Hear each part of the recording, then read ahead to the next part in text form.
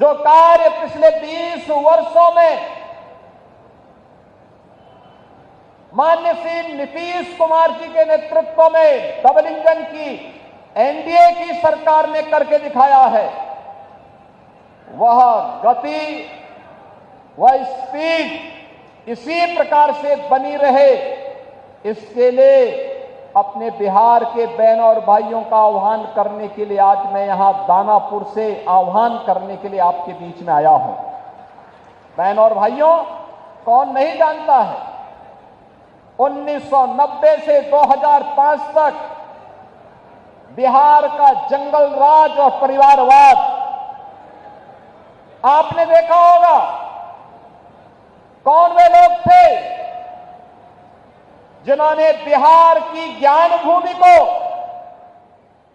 बिहार की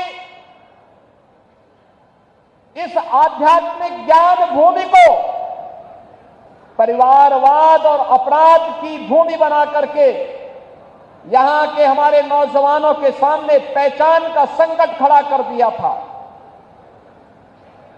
यहां विकास के नाम पर उस कालखंड में किस प्रकार की अराजकता फैलाई गई थी, एक किसी से छुपा हुआ नहीं। विकास के नाम पर यहां पर पेशेवर गुंडे और माफियाओं को सत्ता का संरक्षण 1990 से 2005 के बीच में प्रदान करके पूरे बिहार के विकास को बाधित कर दिया गया था।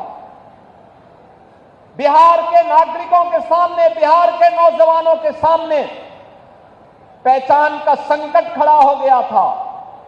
हर वह व्यक्ति बिहार से प्लान कर रहा था जिसके मन में एक भाव था बिहार के बारे में कुछ करने की, बिहार को आगे बढ़ाने की और बिहार की अपनी उस परंपरा को जिसने कभी भारत को नेतृत्व दिया था, भारत के स्वर्ण युग को लाने का अवसर जिस बिहार ने दिया था, अपने पूर्वजों की स्थापना को पुनर्स्थापित करने का जो जज्बा था, उस जज्बे को उस कालखंड में किस प्रकार से रौंदने का काम हुआ था, यह किसी से छुपा हुआ नहीं। और इसीलिए पिछले 20 वर्ष में बिहार को उस कलंक से मुक्त करने का काम एनडीए की सरकार ने जिस प्रभावी ढंग से किया है, आज डबल इंजन की ये भारतीय जनता पार्टी एनडीए की सरकार बिहार के अंदर उसको और प्रभावी ढंग से आगे बढ़ाने के लिए इस चुनाव में फिर से बिहार वासियों का आह्वान करने के लिए आई है।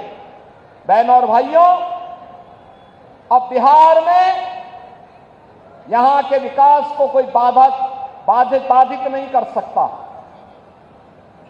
यह अपराध को कोई अपना जन्मसिद्ध अधिकार नहीं बना सकता। अब बिहार में अपराध को अपनी बपौती बना करके अपहरण का उद्योग चलाने का दुस्साहस नहीं कर सकता।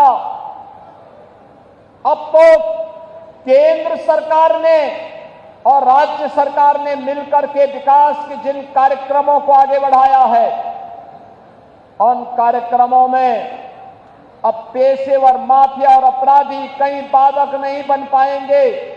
इस दृष्टि से आज एनडीए की सरकार ने बिहार के अंदर भी प्रभावी भूमिका के साथ कार्य करना प्रारंभ किया है।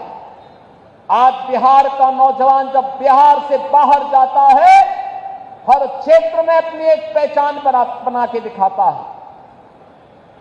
वह जिस भी क्षेत्र में गया, लेकिन कुछ लोगों ने 1990 से लेकर 2005 तक बिहार के नौजवानों की प्रतिभा को कुंद करने का काम किया था।